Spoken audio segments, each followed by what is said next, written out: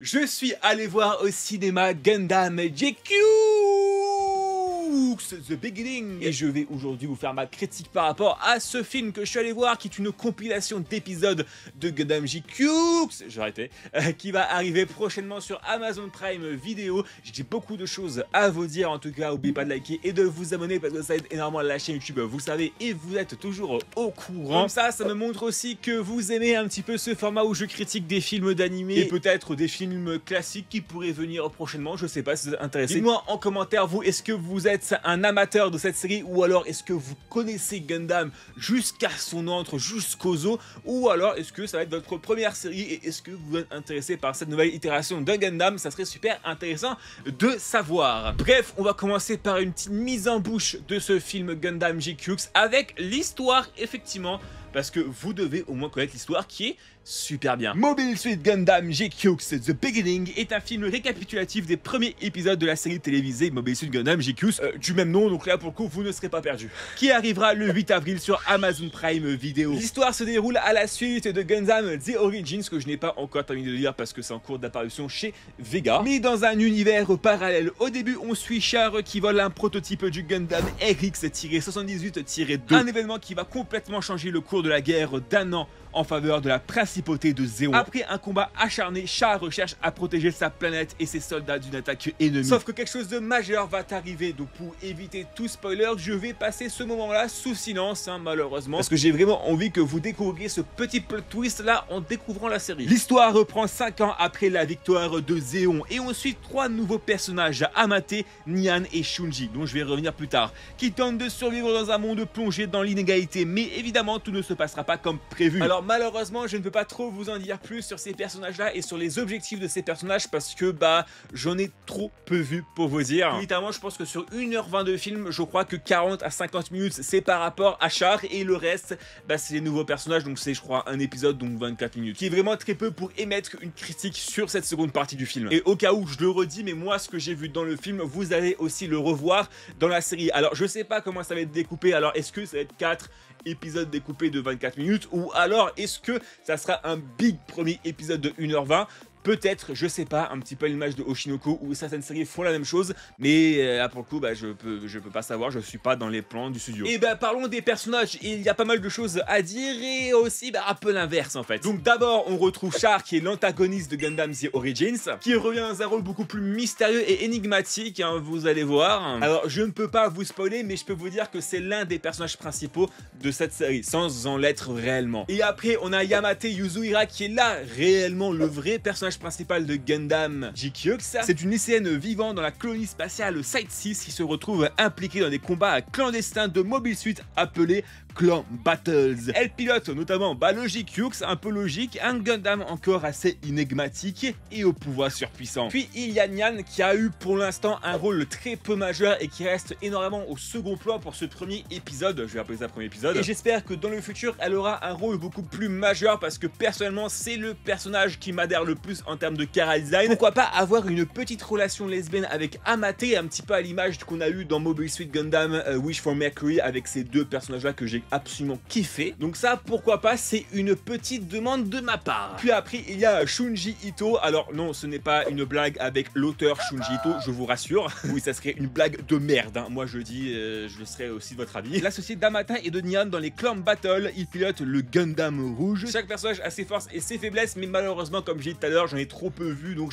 c'est trop compliqué d'émettre une critique sur le rôle des personnages et est-ce que ils sont bien écrits. Côté animation, alors là comment se dire que c'est la fiesta, parce que le studio qui produit la série Mobile Suit Gundam XQ, c'est ceux qui ont produit les films de Neon Genesis Evangelion. Donc comment dire qu'en termes de qualité visuelle on est mais genre sur une autre dimension quoi. Bon après j'ai pas encore tout vu dans les films Neon Genesis Evangelion, excusez-moi, je me dis fan mais j'ai pas tout regardé parce que j'ai un peu la flemme et surtout que j'ai pas le temps, donc un peu compliqué. Mais je suis complètement conquis et surtout que la CGI est extrêmement bien faite dans celui-ci. Effectivement parce qu'il est très bien utilisé et parfaitement intégré à l'animation traditionnelle, si bien qu'on ne perçoit aucune rupture visuelle. Ça évite l'effet choc que l'on peut parfois ressentir avec une mauvaise intégration du CGI, comme on a pu l'avoir, vous vous rappelez, avec l'attaque des Titans à l'époque de Mappa avec le début de la saison 4.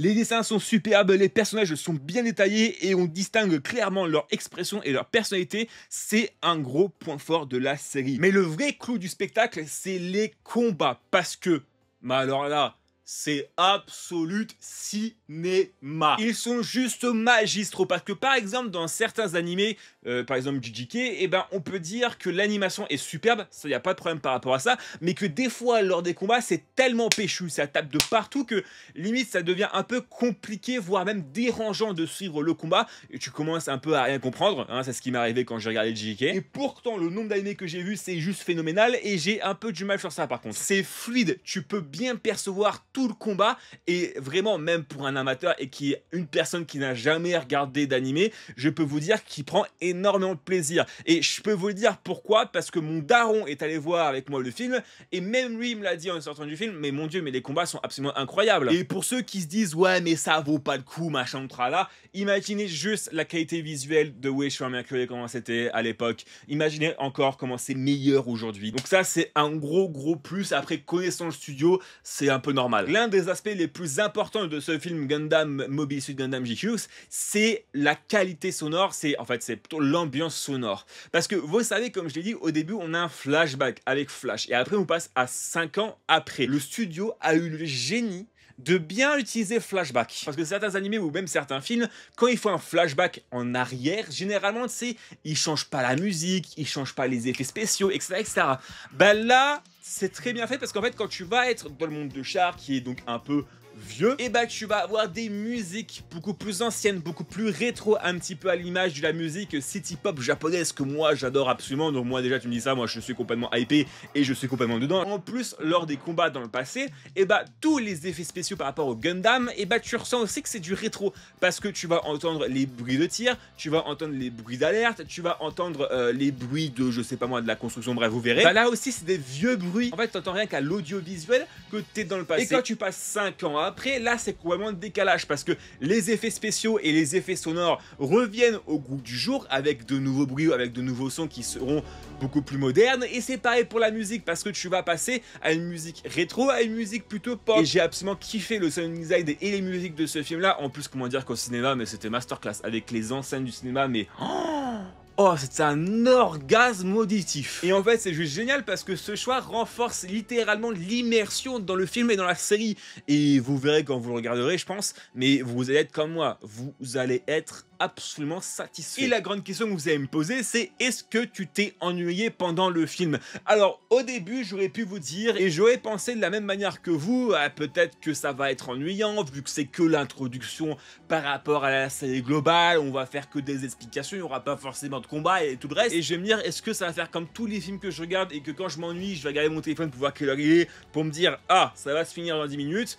Ben là, pas du tout. J'ai été complètement captivé du début à la fin. Il y a beaucoup d'action, un mystère bien ficelé et un plot twist majeur qui arrive dès les 50 premières minutes. Effectivement, je ne peux pas vous en dire plus sans spoiler, mais croyez-moi, c'est du lourd. Dans tous les cas, ce qui est sûr, c'est que ça te retient en haleine. À la fin, je me suis carrément dit quoi ? C'est déjà fini, mais comment? Mais moi j'ai envie de savoir la suite, je ne peux pas attendre 8 mois. Bon alors j'abuse un peu quand je dis 8 mois. Bah parce que ça sort le 8 avril, donc ça sort même pas dans 2 semaines, donc ouais ça va être assez rapide l'attente. Donc comment vous dire que j'ai trouvé très peu de points faibles par rapport à ce début de Mobile Suit Gundam GQ, j'ai toujours du mal à dire GQ.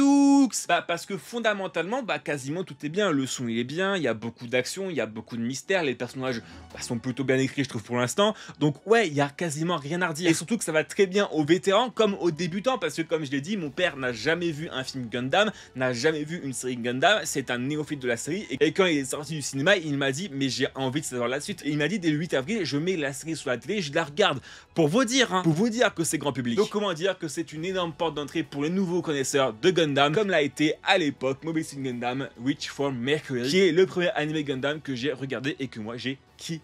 Bref, je vous remercie énormément pour avoir vu cette vidéo sur ma critique de Mobile Suit Gundam GQ The Beginning avec la série qui va arriver le 8 avril comme je le répète sur Amazon Prime Video. Moi quand il sort je vais directement le regarder sur mon MacBook et je vous en reparlerai plus en profondeur plus tard sur un short, sur un reel, sur une autre vidéo carrément peut-être. Vous verrez ça va arriver rapidement. Bref, dites-moi en commentaire vous, est-ce que vous êtes un habitué de la série Gundam ou alors est-ce que vous êtes un néophyte et est-ce que après avoir vu cette vidéo ça vous a donné envie d'aller voir cette série. En tout cas, n'oubliez pas de liker et de vous abonner. On se retrouve prochainement pour une prochaine vidéo sur une critique de jeux vidéo animés, peut-être des vidéos gameplay, peut-être des vidéos animées, je sais pas, on verra bien. Et aussi dites-nous en commentaire un peu votre ressenti par rapport à la vidéo et des choses que je pourrais améliorer. Allez, à plus tout le monde, ciao ciao.